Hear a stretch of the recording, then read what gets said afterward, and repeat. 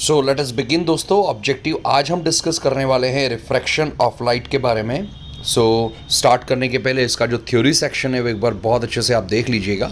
चलिए स्टार्ट करते हैं। सम इम्पॉर्टेंट पॉइंट्स जो objective fill in the blank या एमसीक्यू के फॉर्म में आ सकते हैं। First, the bottom of tank appears to be raised, the reason is obviously refraction of light के बेंडिंग फिनोमिना के कारण ही होता है ऐसा। नेक्स्ट, the speed of light in denser is less than that in rarer medium. yes, denser में light की speed कम होती है, rarer में ज़्यादा होती है।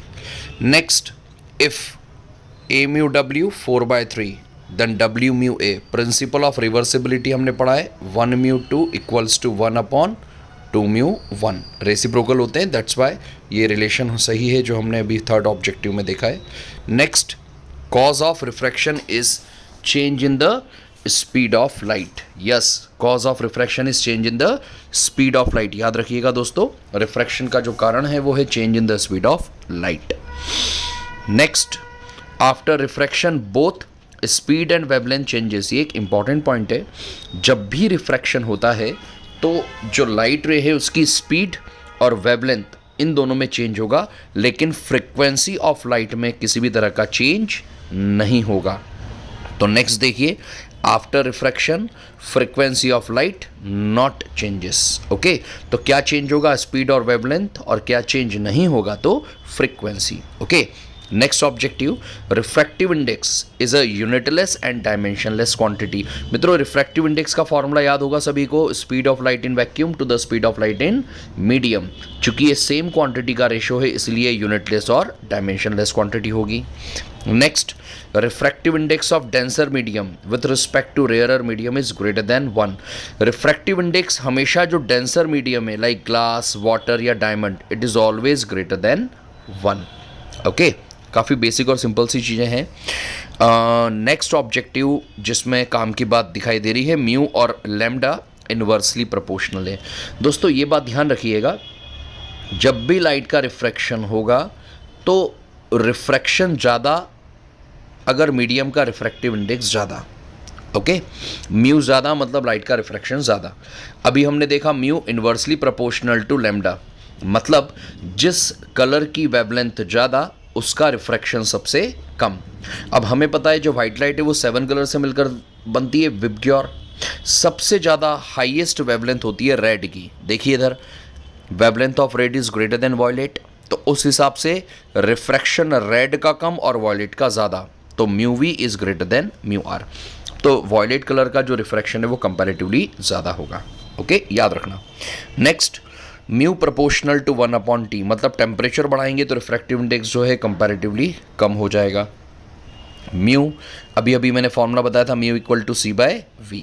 Okay, next, relation 1 mu 2 2 mu 3 3 mu 1 is 1। बेटा 1 mu 2 2 mu 3 एंड 3 mu 1, देखिए यहाँ मिसप्रिंट है, यहाँ पर ज़रा देखिएगा, 1 mu 2 2 mu 3 और 3 mu 1। बेटा देखिए साइक्लिक ऑर्डर है, इनका जो प्रोडक्ट आएगा वो ऑलवेज 1 आएगा। ओके, यहाँ पर देखिए a mu w w mu g और g mu a, ये भी साइक्लिक ऑर्डर है, इनका प्रोडक्ट हमेशा 1 होगा, ये बात ध्यान रखिएगा। ये आपको objective fill in the blank या मैच द कॉलम किसी में भी आ सकते हैं। ओके, आगे आते हैं नेक्स्ट ऑब्जेक्टिव की तरफ। 1 mu 2 in terms of velocity v1/v2, in terms of velocity it's a v1/v2, in terms of wavelength it's a λ1/λ2। अब देखिए 1 mu 2 वेलोसिटी की टर्म्स में v1/v2 और इसी तरह वेवलेंथ की टर्म में भी λ1/λ2। ओके, तो ये दोनों रिलेशन याद रखिए, लेकिन जब यही रिलेशन रिफ्रैक्टिव इंडेक्स की टर्म में आए तो रेसिप्रोकल हो जाता है, मतलब 1 mu 2 हो जाएगा mu 2/mu 1, it's a mu 2/mu 1। तो ये रिलेशन यहाँ पर हमने साथ में इसलिए लिख दिए हैं ताकि आपको ये याद रहे अगर कहीं न्यूमेरिकल सेक्शन आए तब भी। Next, critical angle is the angle of incidence, critical angle is the angle of incidence in denser medium for which angle of refraction is 90 degree. ये क्रिटिकल की डेफिनेशन आपने पढ़ी तो आपको जानकारी होगी। साइन सी इक्वल्स टू 1/μ, ये एक बहुत ही इंपॉर्टेंट रिलेशन है। इस पे बेस्ड आपको न्यूमेरिकल भी आ सकता है। लाइक आपसे कहा किसी मीडियम का रिफ्रैक्टिव इंडेक्स है √2, तो आप बताइए उसका क्रिटिकल एंगल ऑफ इंसिडेंस क्या होगा। तो ये रिलेशन याद रखिए, साइन सी इक्वल्स टू 1/μ। ये आपको डायरेक्ट ऑब्जेक्टिव भी आ सकता है रिलेशन का, या इसका न्यूमेरिकल भी आपको मिल सकता है। नेक्स्ट, अभी अभी इस रिलेशन में आपने देखा ऊपर वाले में कि क्रिटिकल और म्यू इन्वर्सली है। भाई क्रिटिकल और म्यू इन्वर्सली है, और ऊपर हमने देखा था म्यू और लैम्डा इन्वर्सली है। का सीधा मतलब critical is directly proportional to wavelength. या तो याद रख लीजिए कि C प्रोपोर्शनल टू लैम्डा, अगर लाइट की वेवलेंथ ज़्यादा तो क्रिटिकल एंगल भी ज़्यादा। उस हिसाब से रेड की वेवलेंथ ज़्यादा है तो रेड कलर के लिए क्रिटिकल एंगल भी जो है वो ज़्यादा होगा। ओके, नेक्स्ट, फॉर TIR, मेरा ऐसा मानना है इनको लिखकर आप याद करेंगे तो ज़्यादा बेहतर तरीके से आप कर पाएंगे। Next, for TIR total internal reflection, अब हम इसको TIR कहेंगे। Light should be going from denser to rarer. Obviously TIR phenomena में लाइट डेंसर टूवर्ड्स रेयरर ही जाती है, ये एक इंपॉर्टेंट कंडीशन है। और एक और कंडीशन है, angle of incidence should be greater than critical, दोनों याद रखिएगा। Mu real depth upon apparent depth. दोस्तों रिफ्रैक्शन के बाद रियल और एपरेंट डेप्थ में चेंज होता है, ये हमने हमारी क्लास में डिस्कस किया था। जो इंपॉर्टेंट रिलेशन याद रखना है वो है mu equals to real depth upon apparent depth. ऐसे याद रखना, रियल डेप्थ ज़्यादा और ज़्यादा वाली वैल्यू ऊपर रहती है। Okay, next, working of optical fibre is based on TIR, हमने थ्योरी सेक्शन में पढ़ा है। Shining of air bubble in water, generally आपने देखा होगा कि वाटर ग्लास भरा हुआ है, अंदर अगर एयर बबल है तो वो अलग ही चमकदार दिखता है, it is due to TIR। Brilliance of diamond is due to TIR। Critical angle of diamond is least, दुनिया में सबसे कम क्रिटिकल एंगल अगर किसी का है तो किसका है बेटा, डायमंड का, और ये वैल्यू होती है 24। आई होप ये आप सभी को क्लियर है। अब हम कहानी को आगे बढ़ाते हैं। Refraction through spherical surfaces. Spherical surfaces में हम बात करने वाले हैं लेंसेस के बारे में। Okay, so let us begin दोस्तों, स्टार्ट करते हैं। सबसे पहले, convex lens can form real as well as virtual images. Yes, आपको याद रखना है कॉन्वेक्स लेंस की बात चल रही है। अब देखो मिरर और लेंस में कंफ्यूजन होता है। कॉन्वेक्स मिरर वर्चुअल बनाता है, पर कॉन्वेक्स लेंस रियल वर्चुअल दोनों ही इमेजेस बनाता है। Got it? Next, M equals to I/O, magnification का फॉर्मूला मिरर लेंस दोनों के लिए सेम है। M positive for virtual image, mirror में लेंस में दोनों में कॉमन रूल चलता है, M पॉजिटिव होता है वर्चुअल के लिए, M नेगेटिव होता है रियल के लिए, M ग्रेटर देन 1 होता है फॉर रियल इमेजेस। अब ये तो बहुत बेसिक और सिंपल बातें हैं जो आपको पता होना चाहिए। अच्छा, एक बात और कि ये चीज़ें लेंस और मिरर दोनों के लिए ही कॉमन है। लार्ज इमेज के लिए ग्रेटर देन 1 और स्मॉल इमेज के लिए less than 1। Next, for virtual image of convex lens M is, देखिए कॉन्वेक्स लेंस जो वर्चुअल इमेज बना रहा है, पहली बात वो लार्ज साइज होगी, इसीलिए वैल्यू ग्रेटर देन 1 है, और वर्चुअल इमेज के लिए मैग्निफिकेशन होता है पॉजिटिव। तो ये आपको MCQ में किसी भी तरह से पूछ सकते हैं। तो याद रखिए कॉन्वेक्स लेंस की वर्चुअल इमेज के लिए M पॉजिटिव और ग्रेटर देन 1 होगा। Next, convex lens form large, small, same size and real image. Actually simple फंडा याद रखो, ये आपको कहीं भी घुमाने की कोशिश करें, इतना याद रखना, कॉन्वेक्स लेंस रियल इमेज भी बनाता है, वर्चुअल इमेज भी बनाता है। रियल इमेज जो बनती है ना, वो लार्ज भी बनती है और स्मॉल भी बनती है, इवन सेम साइज भी बन जाती है ना बेटा। अगर ऑब्जेक्ट C पे रखा है, 2F पे रखा है, तो इमेज 2F पे सेम साइज बन जाती है। वर्चुअल की बात करते हैं तो कॉन्वेक्स लेंस जो वर्चुअल इमेज बनाता है ना, वो लार्ज साइज होती है, जैसा भी हमने इसके पहले ऑब्जेक्टिव में सीखा। ऐसे ही अगर हम बात करते हैं कॉन्केव लेंस की, तो बेटा ये केवल वर्चुअल और स्मॉल इमेज बनाता है, it only form virtual and smaller size image. तो ये छोटी छोटी बातें आपको याद रखना है, आपको ऑब्जेक्टिव में कहीं हो सकता है घुमाने की वो कोशिश करें। नेक्स्ट, फॉर कॉन्केव लेंस, अब देखिए यहाँ पर एक मिसप्रिंट है, आप देख सकते हैं। For concave lens M is negative, it's not negative. It's a positive. मैंने अभी आपको बताया ना कि कॉन्केव लेंस के लिए m क्या होता है बेटा, पॉजिटिव और लेस देन 1। तो ध्यान रखिएगा इन सब चीज़ों का, ये थोड़ा सा यहाँ गलत हुआ है, इसको सही करिएगा, पॉजिटिव आएगा। Got it. नेक्स्ट, लेंस के लिए बेटा m होता है I/O, लेंस के लिए V/U होता है। अच्छा, यहाँ इस फॉर्मूले में कंफ्यूजन है, m equals to minus V/U mirror के लिए होता है। किसके लिए? मिरर के लिए। पर जब लेंस की बात हो तो होता है प्लस V/U। ओके, ये दो फॉर्मूले एडिशनल और लिखवाए हैं मैंने, आप देखिए यहाँ पर, m equals to minus F minus V/F या F upon F plus U। ये इसलिए कभी मल्टीपल चॉइस में ये ऑप्शन दिए हो तो आप देख लीजिएगा ये भी सही है, F माइनस V/F या F upon F plus U। इनको लिखकर याद करने से बेहतर तरीके से आप याद कर पाएंगे।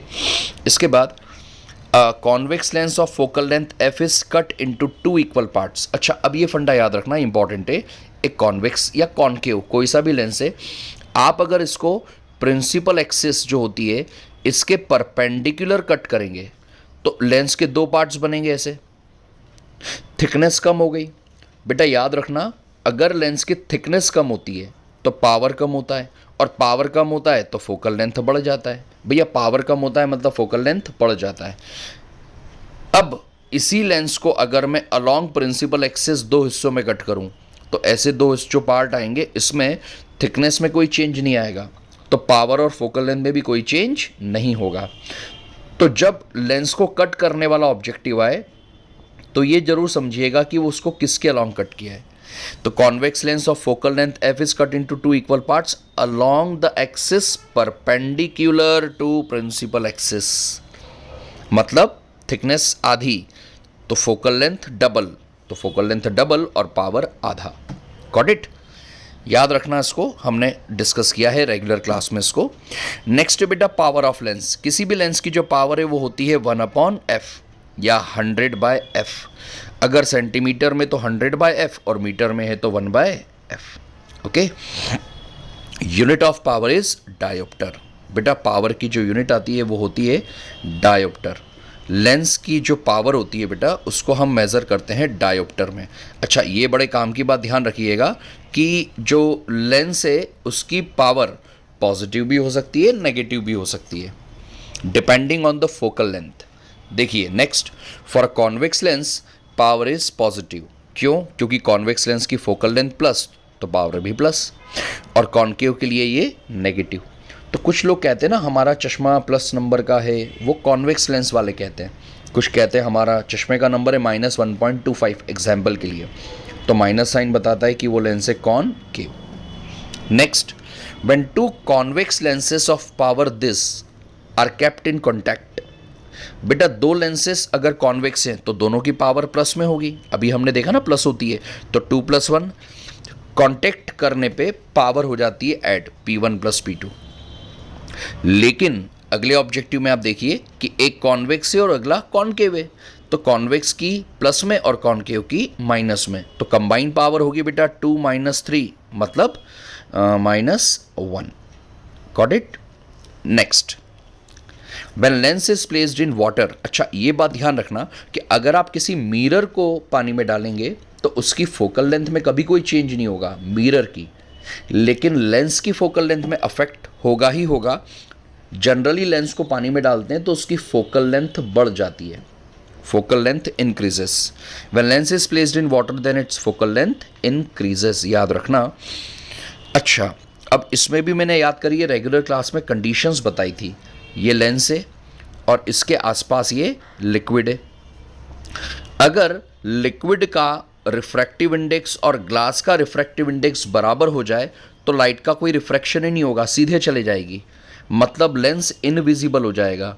तो लेंस किसी लिक्विड में कब इनविजिबल होता है तो उसकी कंडीशन याद रखना, μL और μg इक्वल होते हैं, इनविजिबल हो जाता है। Got it.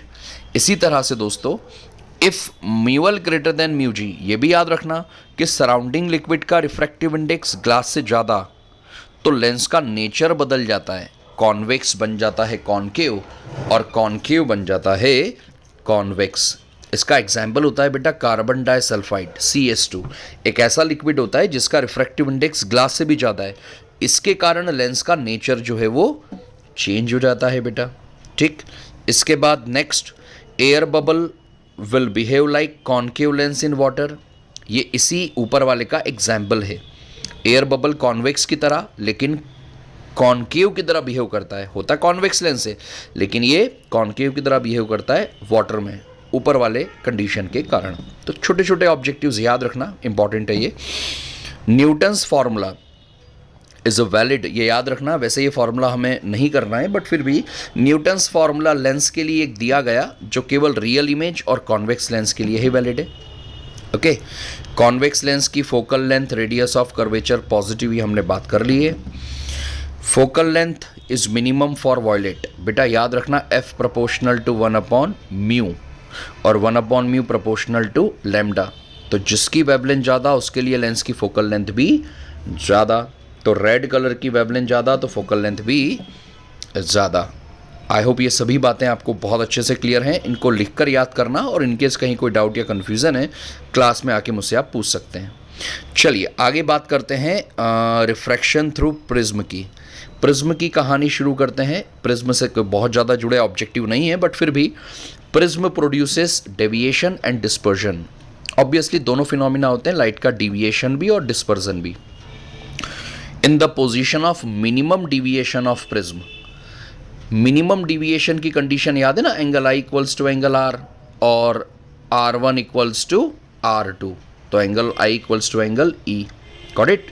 Next, dispersive power depends on material of prism. बेटा डिस्पर्सिव पावर केवल प्रिज्म के मटेरियल पे डिपेंड करती है, एंगल ऑफ प्रिज्म पे डिपेंड नहीं करती है। थ्योरी सेक्शन में हमने पढ़ा था, इसको थोड़ा याद रखना पड़ेगा आपको। Dark line found in solar spectrum are, ये पहले कभी आया करता था, वैसे अब नहीं आता, नाम याद रखना। एक्चुअली सन की जो सोलर स्पेक्ट्रम बनती है ना, उसमें कुछ डार्क लाइंस होती हैं, जिसको सबसे पहले जिन फिजिसिस्ट ने ऑब्जर्व किया, फ्रॉनहोफर, उन्हीं के नाम पे लाइन का नाम दिया Fraunhofer lines. In the absence of atmosphere the sky appears black, light का स्कैटरिंग नहीं होने से स्काई आपको ब्लैक दिखेगा अगर आप उसको कहाँ से देखेंगे, स्पेस से देखेंगे या फिर एब्सेंस ऑफ एटमॉस्फेयर में। थिन प्रिज्म का ये इंपॉर्टेंट रिलेशन याद रखना, डेल्टा इज μ-1 इंटू ए, हमने इसके न्यूमेरिकल्स भी किए हैं। मिनी डेल्टा मतलब angle of deviation, it's a μ-1 into A. Thin prism के लिए ये रिलेशन होता है। अगर डेल्टा डेल्टा एम के बराबर है तो रिफ्रैक्टेड रे पैरेलल होती है, ये भी हमने डिस्कस किया है। Angular dispersion depends on angle of prism, obviously dispersive power not depends on angle of prism, ये भी मैंने कुछ देर पहले आपको बताया। स्कैटरिंग मिनिमम होता है रेड का और मैक्सिमम होता है वॉयलेट का।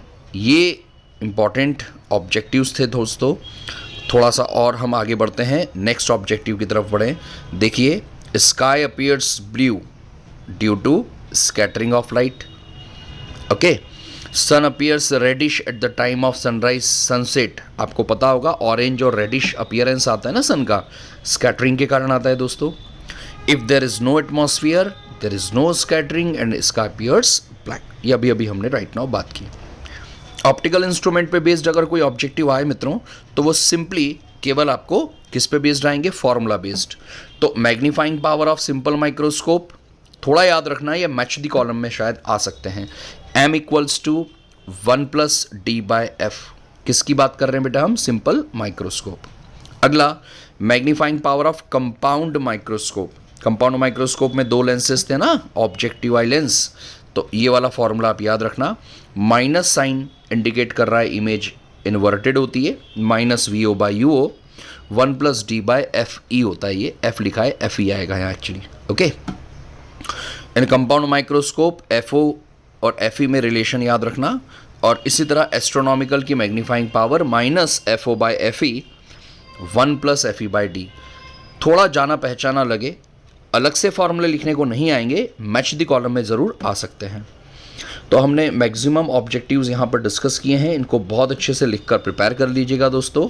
That's enough for refraction. बाकी अब हम वेव ऑप्टिक्स के ऑब्जेक्टिव के लिए अगले वीडियो में बात करेंगे।